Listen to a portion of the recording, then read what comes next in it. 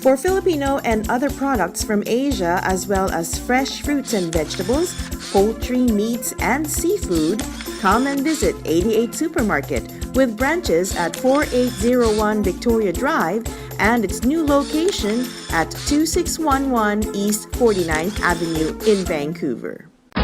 Dollar Smart 99 cents Op Store, located at 4811 Diesel Beach Way in Richmond. Telephone number 604-207-0072. Philippine News Canada is brought to you by Rayford Media Group.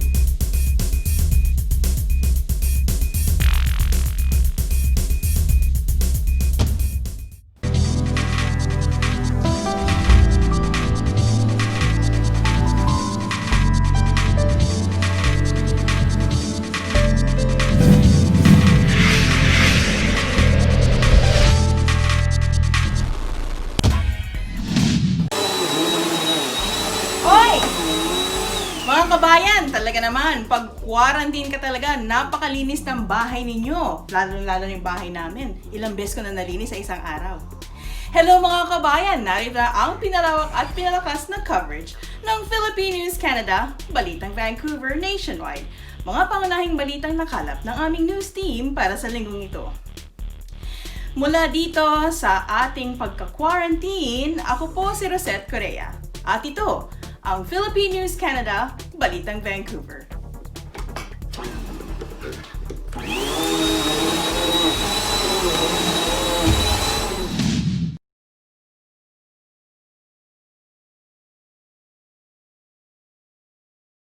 This is Ray and Sally Portalesa from Rayport Media Group. June is an important month for Filipinos around the world. June is the month we celebrate Independence Day.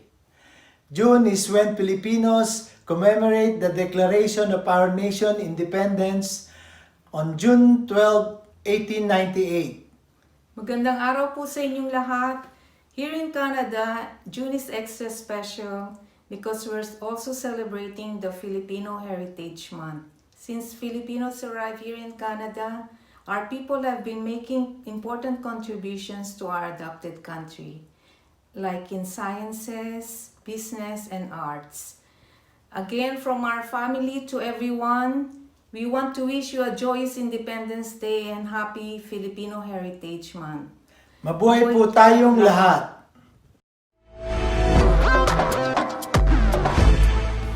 Philippine Days 2020, we celebrate our heritage. Canada, we thank you for the chance and opportunity. Stand tall, Filipino, reach out to the community. Together we'll be strong in 2020. Welcome everyone. This is the first day of Philippine Days 2020. Today we start the month-long celebration of Filipino heritage granted to us by Canada. Let's start these festivities with a word from the Consul General of the Philippines in Vancouver, representing the Government of the Philippines, Honorable Maria Adrelita Austria. Mga kababayan, today marks the first day of our month-long celebration of Philippine Heritage Month, a very unique honor conferred by the Canadian government on our community and a recognition of all the contributions made by our people to this country. In the past years, we have always come together to celebrate this very special occasion. Nakakalungkot pong isipin that this year we will not be able to celebrate in the usual manner we have been accustomed to. Therefore, I am very honored to usher in an alternative celebration called 30 Araw ng Himig ng Pilipino, Isang Pagbubuni. In this manner, we are able to mark as a community this very important occasion. We are able to showcase our culture and the talents of our people. Most importantly, we are able to celebrate our history both in the Philippines and Canada, and celebrate our unique contributions to this country. Ito po ay para sa inyo, sa mga magigiting na frontliners tulad ni Warlito Valdez, at para sa napakarami pa nating kababayan na nagsasakripisyo para po sa ating bayan.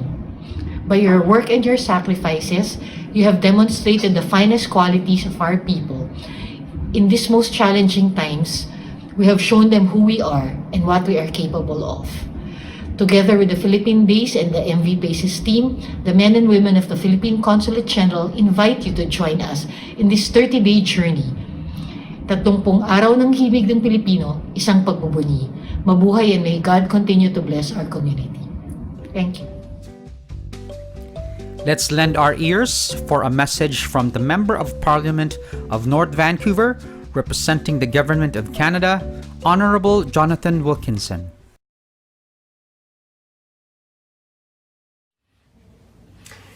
Hello, kamusta ka? I'm Jonathan Wilkinson, the Member of Parliament for North Vancouver, and I want to send greetings to the Filipino community here in North Vancouver and across the Lower Mainland. It is my honor to send greetings to the community in celebrating the Declaration of Philippine Independence 122 years ago.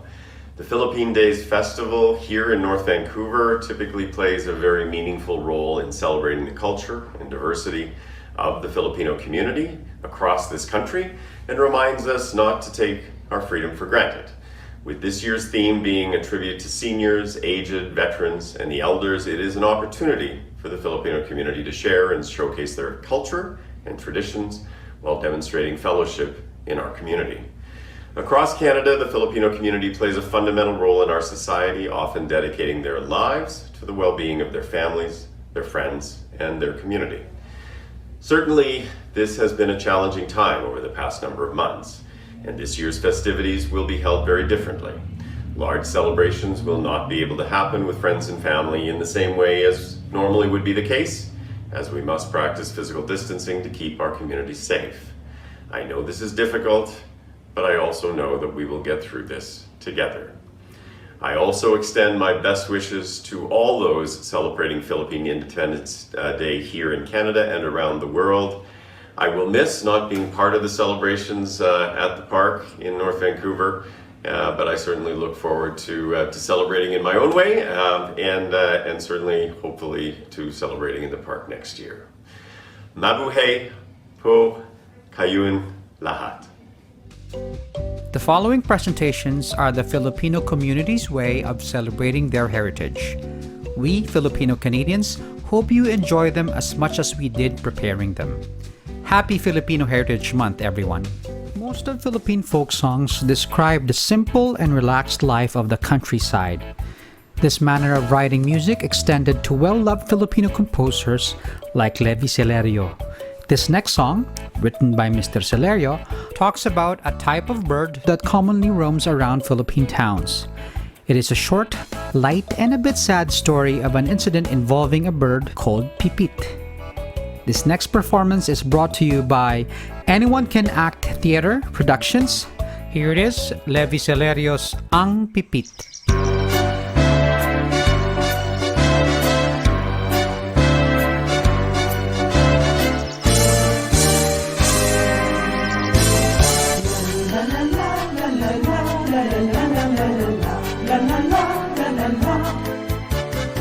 May bumukol sa pipit sa sanga ng isang kahoy at nahagip ng bato ang kapak ng munting ibon.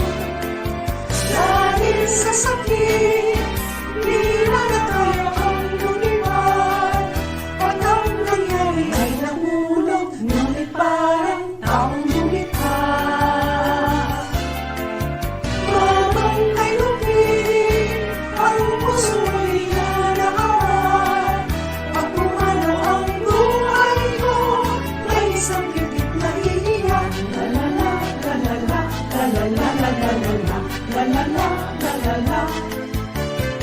May pumukol sa pipit sa sanga ng isang kahoy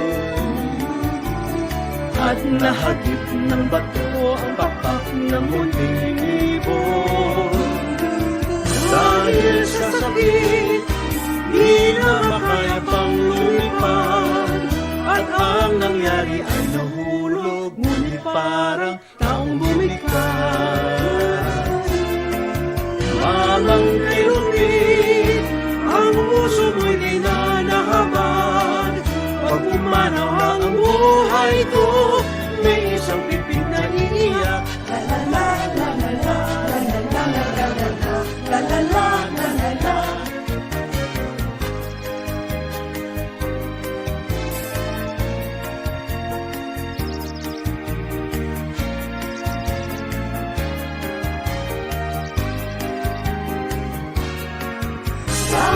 sa sakit, di na kaya pang lumipad.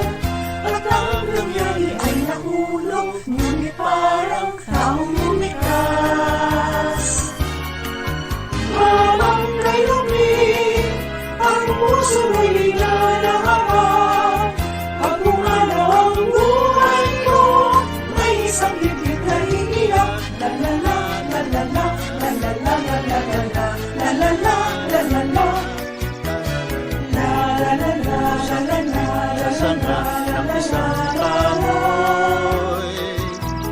At lahagip ng bato, papa, ang munting alon. Dahil sa sakit, di na kaya pang lumipad.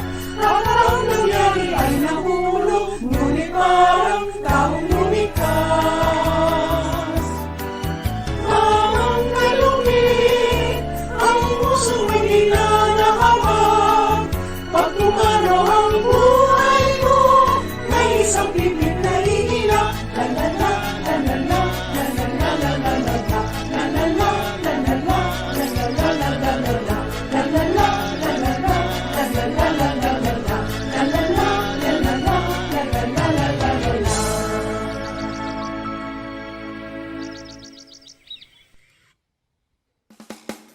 Anyone Can Act Theatre, or ACAT, is a Vancouver-based informal collective of like-minded artists and arts and culture enthusiasts, which started in 2012 with the mission of presenting quality amateur theatre, affordable and accessible to the community.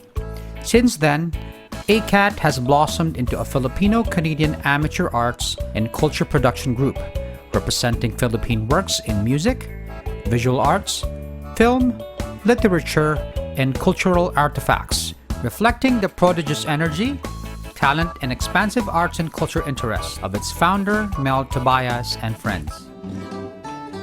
Mga kababayan, Kuya Alvin po ng MP Paces. Together with my wife Susan, we welcome you all to our virtual celebration of Philippine Days 2020. We also send our greetings to all Filipino families wherever you may be as we celebrate the 122nd anniversary of Philippine independence and this month of June as Philippine Heritage Month here in Canada. Dalangin po namin ang patuloy na gabay at patnubay ng ating Panginoon sa ating lahat, lalo na po sa ating bayang Pilipinas. And may the blessings of good health and the Lord's provision and protection be upon all of us at this time. So from our family to yours, may God's grace fill our hearts with joy and our homes with His boundless love. Mabuhay po kayo, kabayang Canadians! Did you know that the Guinness Book of World Records recognizes Levi Celerio as the only man who could play music with the leaf? According to his daughter, he first learned to play the leaf as an instrument during the Second World War. According to the account, he had to prove himself as a musician when he had an encounter with Japanese soldiers. He managed to pick a young leaf and play them a song, and he was left unscathed. Here's a greeting from Tita Sok of MV Paces. Socorro Laurel po ito of MV Paces. You are watching Philippine Days 2020. Our honors and greetings to all the seniors in our community as we reminisce precious memories through the music of yesteryears that captured our hearts. And thank you, Canada, for your guidance, loving care, and support to all of us. Mabuhay po kayo, kabayang Canadians! Salamat po! Here is a simple violin-piano duo rendition of Ang Pipit to be played by the Rosario Strings.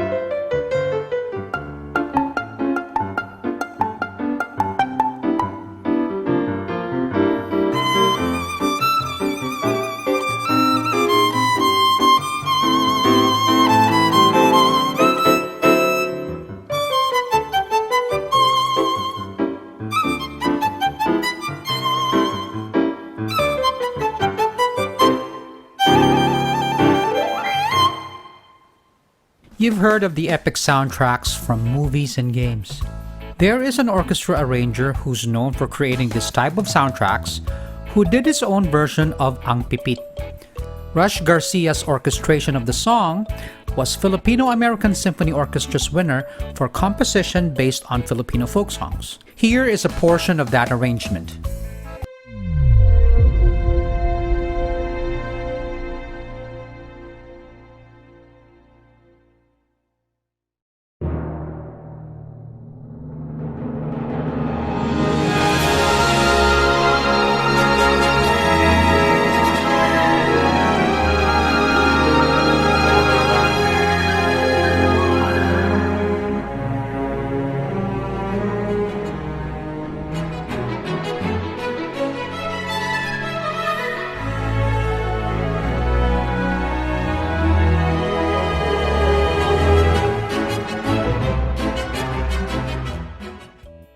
Please visit Rush Garcia's YouTube channel to hear the full work and more of his amazing orchestrations. You can find his link on our Facebook page. Thank you to all essential workers for keeping us safe and healthy. To all of you staying at home, thank you. We will get through this. This is Agnes Meyer, member of Victoria Filipino-Canadian Association, Victoria, British Columbia. Mabuhay ka, kabayang Canadian. Salawikain is the term for Filipino proverbs or sayings. For today's Salawikain, here is Grace. Ang hindi lumingon sa pinanggalingan ay hindi makakarating sa paroroonan. A person who does not remember where he came from will never reach his destination. Magandang hapon po sa inyong lahat. Tayo po ay nasa ikaunang araw ng Philippine Days 2020 National Philippine Heritage Month. Ako po ay si JR ng Katara Society mula dito sa Coast Salish Territory or British Columbia o Turtle Island, Canada.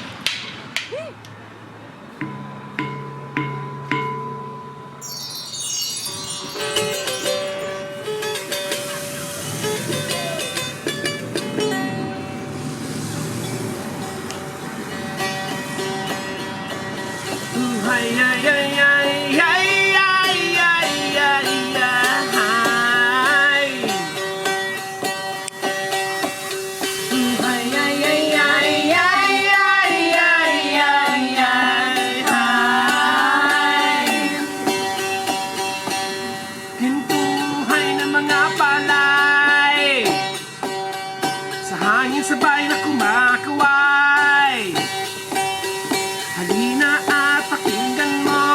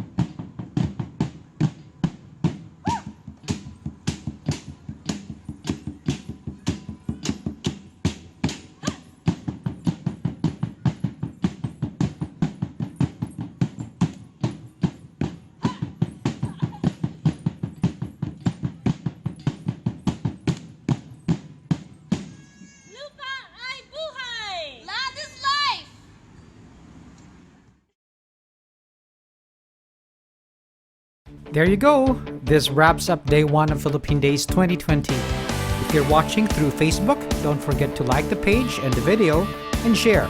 If you're watching through YouTube, don't forget to like, subscribe, and share. Tune in again tomorrow noon for day 2 of Philippine Days 2020. In behalf of MV Paces, City of North Vancouver, District of North Vancouver, North Vancouver Recreation and Culture Commission, and the Philippine Consulate General of Vancouver, stay safe and God bless. Mabuhay po kayong lahat, kabayang Canadians. Philippine Days 2020, ipagdiwang ating kalahian. Canada, salamat sa paglaan ng isang buwan. Taas noo, Pilipino, ipakita sa paligid mo.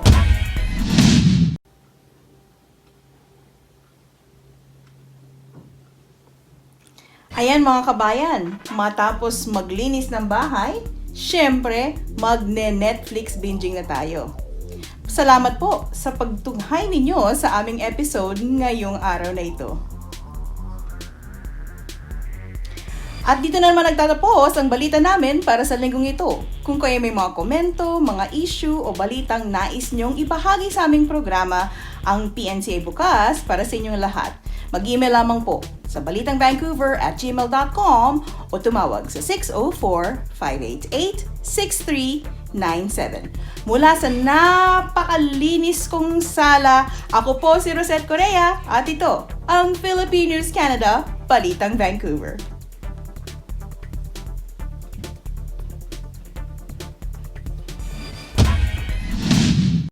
For Filipino and other products from Asia, as well as fresh fruits and vegetables, poultry, meats, and seafood, come and visit 88 Supermarket with branches at 4801 Victoria Drive and its new location at 2611 East 49th Avenue in Vancouver. Dollar Smart 99 cents Op Store, located at 4811 Diesel Beach Way in Richmond. Telephone number 604-207-0072.